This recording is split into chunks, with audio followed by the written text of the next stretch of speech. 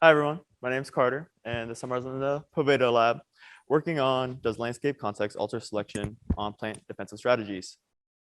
So to start off with the arms race between plants and insects.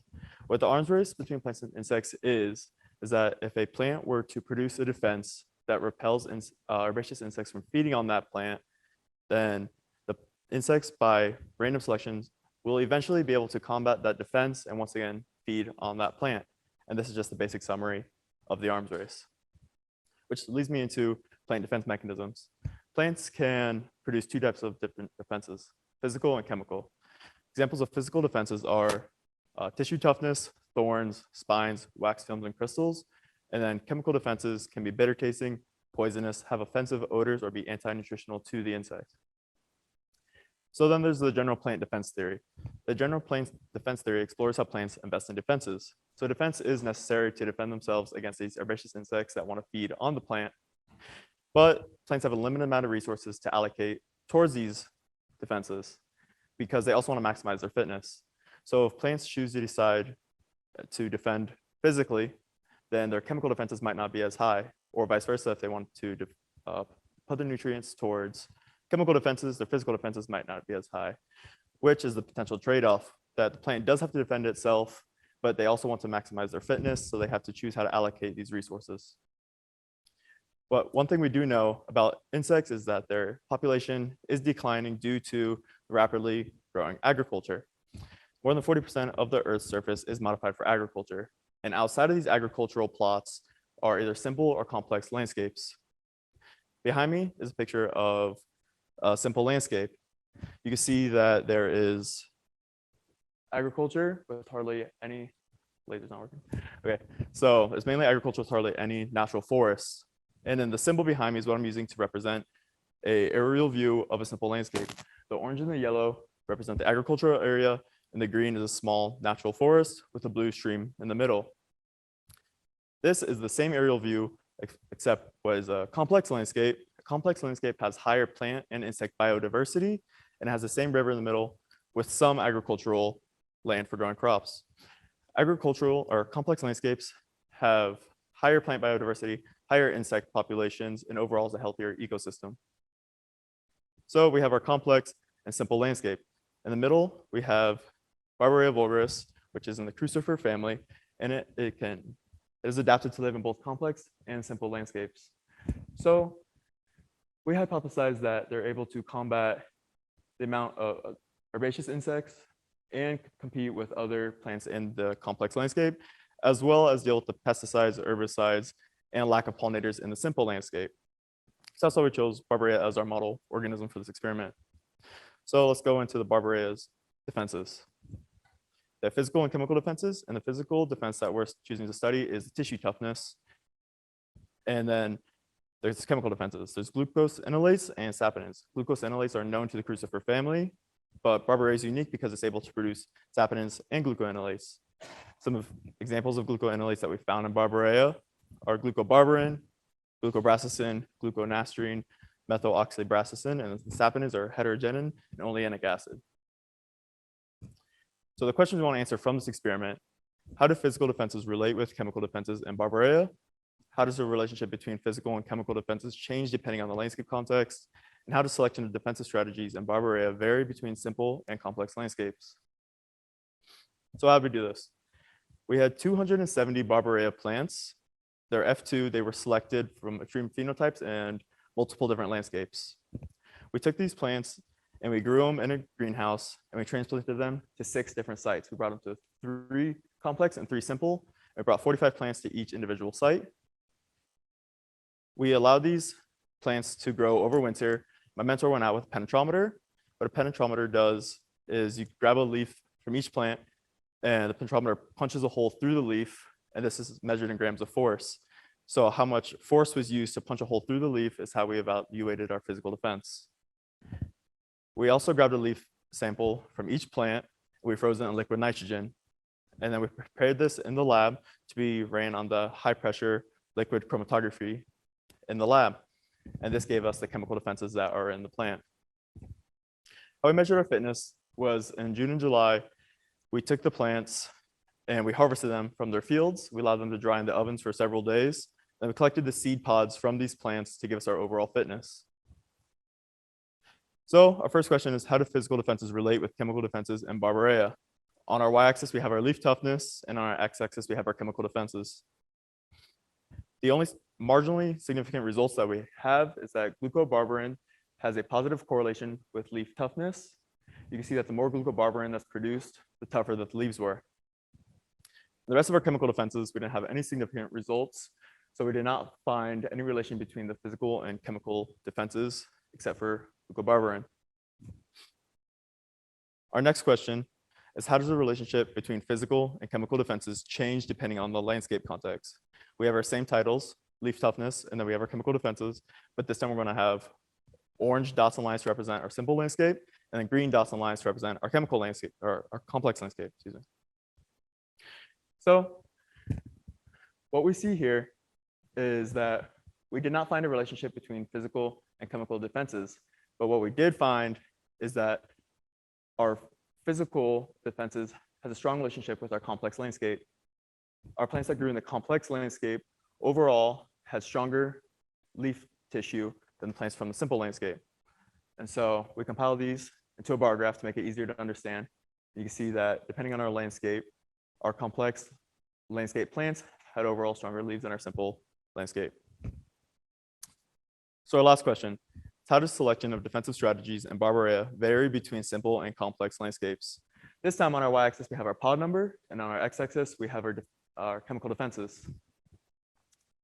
So our only chemical defenses that had significant results was glucobarbarin and glucobrasicin. And you can see that there's a negative correlation between the number of pods produced and the chemical defenses. The more chemical defense that was produced, the less pod numbers there were. And that makes sense because these two were the most abundant chemical defenses in Barbaria. But what we see here is that with all the graphs, our simple landscapes had overall higher fitness levels than our complex plants. So our last comparison that we have here is we compared our leaf tissue toughness to our pod numbers. And here we did not have any significant results with leaf tissue toughness and our overall fitness. So here's our original 3 questions. How do physical defenses relate with chemical defenses in Barbaria? The chemical glucobarbarin had a positive correlation with our leaf tissue toughness. How does the relationship between physical and chemical defenses change depending on the landscape context? While there's no change in the relationship between physical and chemical defenses, there is significance in our physical defenses. Plants grown in the complex landscapes typically have higher levels of physical defense than those in the simple landscapes. And our last question is, how does selection defensive strategies in Barbaria vary between simple and complex landscapes? We found that the plants grown in simplified landscapes had higher fitness overall than those grown in the complex landscapes. We also found a negative correlation between glucobarbarin, glucobrasicin content, and the fitness for plants grown in simplified landscapes. So going back to our arms race between plants and insects, we hypothesized that the plants that were grown in the simple landscapes did not have to produce as much of their own chemical defenses as the plants in the complex landscape because of the use of chemicals like the pesticides to keep the insects away, while the plants in the complex landscape had to produce their own chemicals to keep the insects away. So they had a limited amount of nutrients. While they do have to maximize their fitness, they also have to defend themselves from these herbaceous insects, which goes back to our general plant defense theory, where there's a limited amount of nutrients, and so there's a potential trade-off of overall fitness and defense. But this is just a hypothesis. There's other things to look at, like overall leaf damage of the plants, so the insects in that population that are feeding on the plants. And there's also the simple landscape. You could test the soil for like use of fertilizer and overall higher nutrition. I'd like to acknowledge both my mentors and my PI, and then both Megan and Delaney for coordinating the program, and Heather Grab for letting me use her landscape images.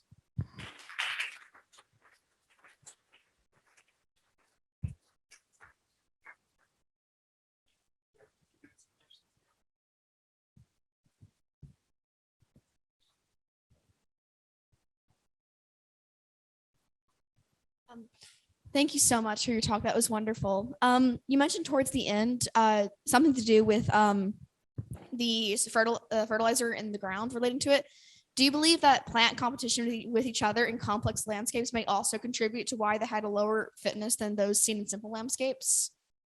Yeah, because that goes back to the limited amount of resources available. If there's more plants in that area and less nutrients available, then they're competing for nutrients and they have to allocate those nutrients accordingly. Do you believe the competition between plants has a greater impact or lesser impact than the use of pesticides in the simple landscapes for plant fitness overall? If I were to hypothesize, I'd say that the amount of fertilizer and nutrients added to the landscape has more of an impact than the plant competition. Thank you so much. Hi, Carter. Great job. I was just curious what the primary herbivore was for this plant or primary insect predator was for the plant. And then is that the predator your lab's going to look into in the future?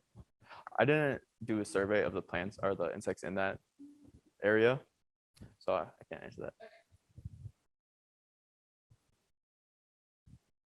Hello, this is a great talk, Carter. My question kind of stems from, so you found that I guess the biggest finding to me would probably be right that there's less fitness right in these complex landscapes. But I'm wondering to you, what do you think is the most surprising results out of all of these hypotheses, and what came about your results? What I found surprising was that there was no real relationship between the physical and chemical defenses.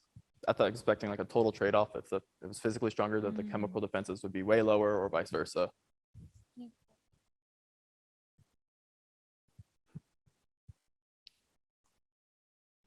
I have a question. So you had differences between the landscapes. Is that genetic or environmental? Are the plants inherently different, or does it just depend on where they're growing? Where they're going, because they all came from different landscapes, and then we created an F2 generation of plants, and then we transplanted them to the simple and complex landscapes. Okay. So irrespective of what their genetic background is, it depends on where they're growing. Yeah. Okay. Other questions? Time for one or two more questions. Yep.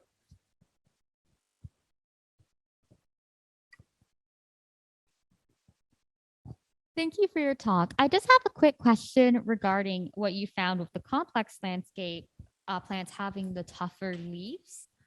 As you were talking about it with the complex landscapes, there's more competition, there's more for resources, there's more possible predators for the plants, and that leads to needing more defenses.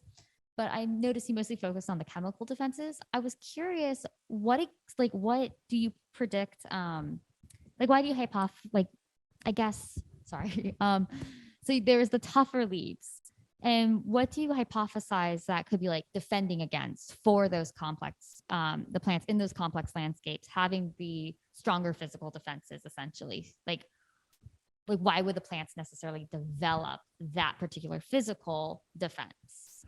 So in that landscape, there could be chewing insects, which would mean that they want their leaves to be stronger, so it's harder to chew through, rather than if there's sucking insects, so you would want more chemical defense.